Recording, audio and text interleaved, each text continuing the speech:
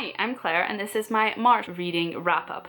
This month I read 1 novel, 1 work of non-fiction, 2 novellas, and 3 graphic novels. I had a lot of fun this month. I really enjoyed most of the stuff that I read, and so I'm really in a good reading mood at the moment, which is great because I've been a bit slumpy earlier this year.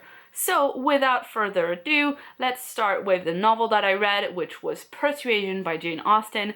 This is a reread for me. It's my favorite Jane Austen novel. I really love it. This is of course the story of Anne Elliot, who is a very sensible lady who happens to be unmarried at 27. When she was 19, she was engaged to be married to a Captain Wentworth of the Navy, but was convinced to break off the engagement by her relations, who objected to his lack of money. And now it's 8 years later and Anne still loves Frederick Wentworth, and he is back in the neighborhood, having made his fortune in the war. He is now a very eligible bachelor who is looking to be married, and it's all real awkward because no one knows that they were once engaged. I love this book so much because the character of Anne is so relatable. She's trying to do the right thing and is really difficult and is really awkward, and there's a lot that feels extremely modern in this book. It just feels like the kind of thing that would happen now if someone showed up and,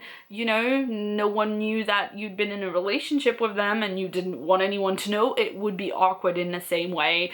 I just love this book very much. Next, I read I Call Myself a Feminist, The View from 25 Women Under 30, and this one is edited by Victoria Pepe, Rachel Holmes, Amy Annette, Alice Stride, and Martha Moss.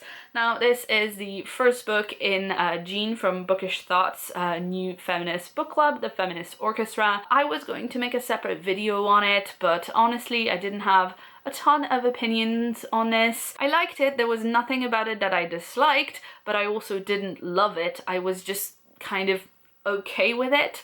This is a collection of articles by women about why they call themselves feminists and how they came about their feminism. I thought that each piece was a bit too short and didn't really go in depth into the issues. I really appreciated that it tried really hard to be intersectional, that it had views from many different people, that it didn't reflect just the kind of experiences that I had. So I didn't really think that it was worth doing a full video on it, but I definitely intend to take part in the Feminist Orchestra book club in the months to come. If you're interested, I'll leave a link to the Goodreads group in the description box below. Next, I read 2 novellas from Tor.com's new novella imprint. The first was Binti by Nnedi Okorafor.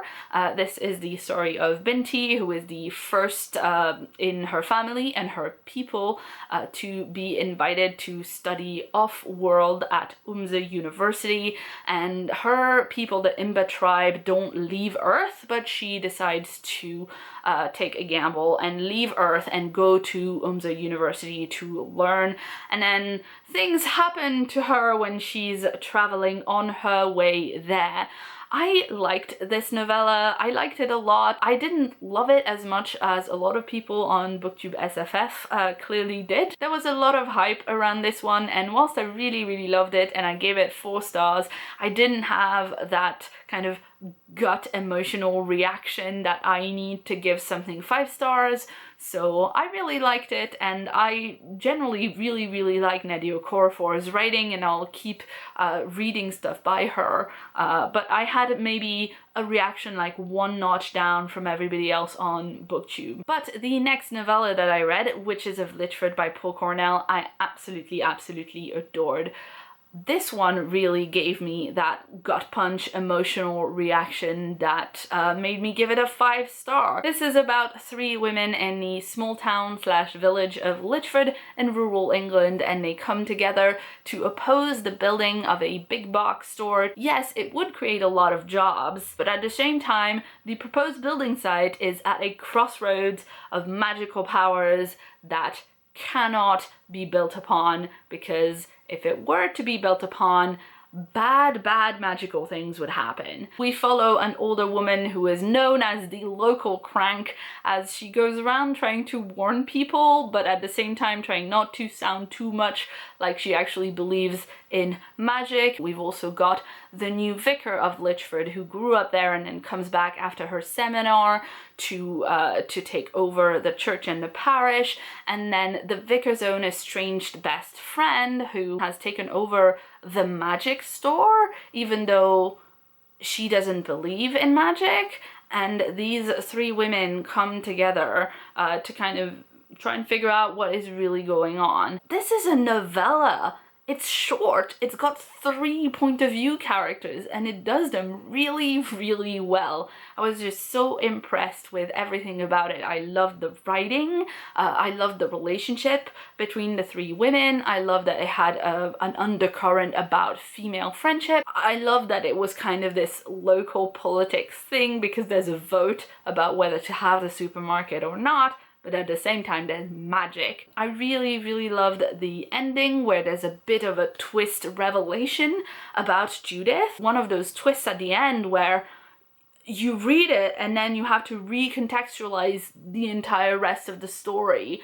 There's one storyline that's completely different if you look at it under that vantage point, and now I want to reread the whole thing, keeping in mind what happens at the end. There is going to be more in the series and I'm super excited about that. And then for the comics that I read this month, I read Descender Volume 1, 10 stars, which is by Jeff Lemire and Dustin N. Green. I also read Giant Days Volume 1, which is by Alison Tremaine and Kogar. And then I read Lumberjanes Volume 1, Beware the Kitten Holy, by Stevenson, Ellis, Waters, and Allen. I'm not going to talk in great detail about any of these because I'm planning at least 2 more comic book review videos where I talk about a few different comics at a time. I quite enjoyed Lumberjanes. It's about a group of Girl Scout types. It was super cute. I wish it had more of an arc,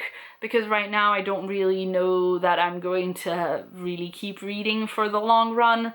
I've bought Volume 2 because I think it was cute enough that I want to know where it's going, but if it remains this episodic, I won't be reading it for the long run. Next, we've got Giant Days, which is about a group of flatmates and friends at university and the shenanigans that they get up to. And oh my goodness, be still my heart, I loved it. I really enjoy college stories. I don't read a lot of books that are set at college or university, but I read a lot of fanfic that's set in like an alternate universe where they're all at college together, and I love it. If you know any books that are kind of like fun, adventure-y, maybe rom-com type things that take place at a university, things in the vein of Fangirl, please do let me know. Anyway, this book was adorable and it opened up some questions that I want answers to. Volume 2 came out yesterday. I'm going to be buying it real soon because I have no self-control. And finally, Descender Volume 1. I bought this because of the Booktube SFF Awards and I read it and I loved it so much. It's very much a Volume 1 in terms of it sets up a lot of things and it opens up giant cans of worms, and I want to know where it's going. I will definitely be keeping up with this series. I rated Giant Days and Descender 5 stars on Goodreads and Lumberjanes 4 stars just because I didn't think it had as much of an arc as the other two. But this was my reading for March. I hope you enjoyed this video. Let me know in the comments below if you've read any of these books and what your thoughts were. If you'd like to see more from me, you can check out the sidebar right here for more videos. And if you haven't yet, please hit that subscribe button for new videos from me every week. I've been Claire, thanks so much for watching, and see you soon.